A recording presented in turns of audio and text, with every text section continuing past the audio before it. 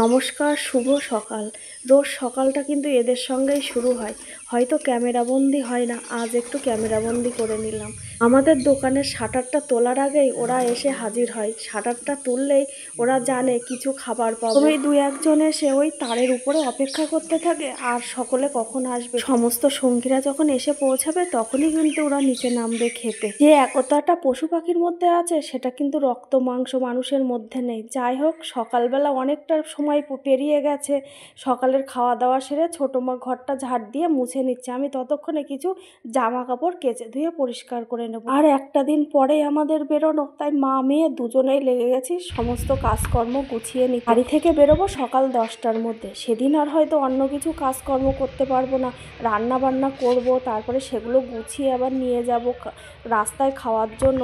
সেই জন্য বাড়তি কাজগুলো আগের থেকে করে রাখছি। যাই হোক, ধোয়া কাচা শেষ, মেলাও শেষ, নিচে চলে এসেছি। নিচে এসে দেখি ছোটো মা রকেটের খাবার গোছাচ্ছে। এইগুলো ছোট ছোট করে কেটে প্যাকেট করে ফ্রিজে রেখে দেবে, বেশ কয়েকদিন থাকবে। জানো তো, আজ আমাদের বাজারে দুর্গাপুজোর ফাংশন, তাই মাইকে অ্যানাউন্স করছে। আর এদিকে রকেট খাওয়া দাওয়া করে শুয়ে আছে। আজ দুপুরের মেনু ইলিশ বেগুনের ঝোল।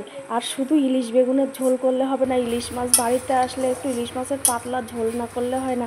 কিন্তু তিলের তেল খাচ্ছি, তাই তেলটার জন্য ঝোলটা কালো হয়ে গেছে। এদিকে দুপুরের ভাতটাও বসিয়ে দিয়েছি, ভাতটাও হয়ে গেছে। এদিকে আমি তরকারির মাছটা ভাজা করতে বসিয়ে দিয়েছি। বেগুনটা আজকে গরম জলে দিয়ে রান্না করব, অন্যদিন একটু ভাজা করে নিই বেগুনটা। আর একটু কলমি শাক বানাবো, তাই শুকনো লঙ্কা রসুন ফোড়ন দিয়ে কলমি শাকটা বানিয়ে নেবো। লবণ হলুদ কাঁচা লঙ্কা দিয়ে কলমি শাকটা আবার ঢাকা চাপা দিয়ে দেবো।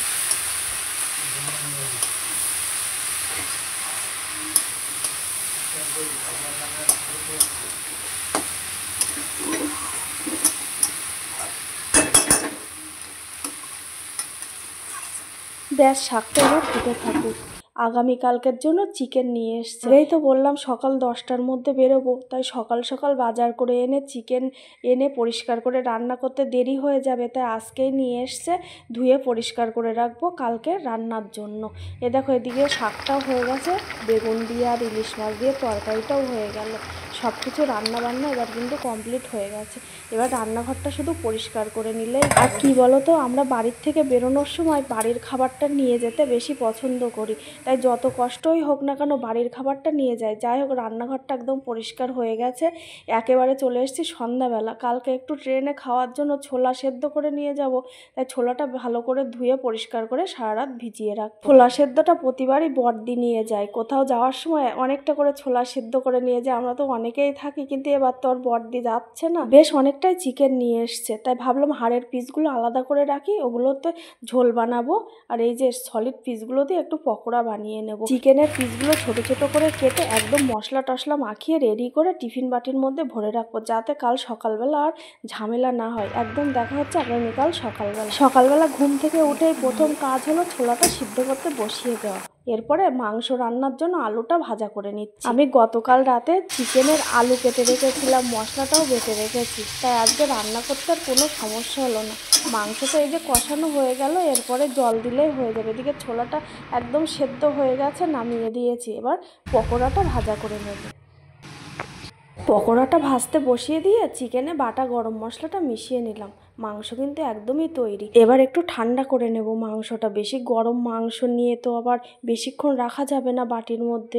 এবার চিকেন পকোড়াটা ভাজা হয়ে গেছে, এবার একটু তুলে নেবো চিকেন পকোড়াটা। এদিকে কড়াইতে অল্প তেল দিয়ে একটু পেঁয়াজ লঙ্কা দিয়ে ছোলাটা একটু নাড়াচাড়া করে নিলাম। ছোলাটা নামানোর আগে উপর দিয়ে একটু বিট লবণ ছড়িয়ে দিলাম। ব্যাস হয়ে গেল, ছোলাও কমপ্লিট। সকালে যে ভাতটা খাবো সেটা আগেই নামিয়ে নিয়েছি, আর এই ভাতটা দুপুরে খাওয়ার জন্য সঙ্গে করে নিয়ে যাবো। চলো, রান্নাবান্না মোটামুটি হয়ে গেছে, এবার রান্নাঘরটা পরিষ্কার করার পরে চলো দেখিয়ে দিই কী কী রান্না করলাম। ভাত এদিকে, আর এই যে সকালে খাওয়ার জন্য মাছ নিয়ে এসেছিলো, মাছের পাতলা ঝোল করে নিয়েছি। আর চিকেন তো আছে, আর রাতে খাওয়ার জন্য কিছু রুটি বানিয়ে নেব। আজ এইটুকুই, আবার দেখা হচ্ছে।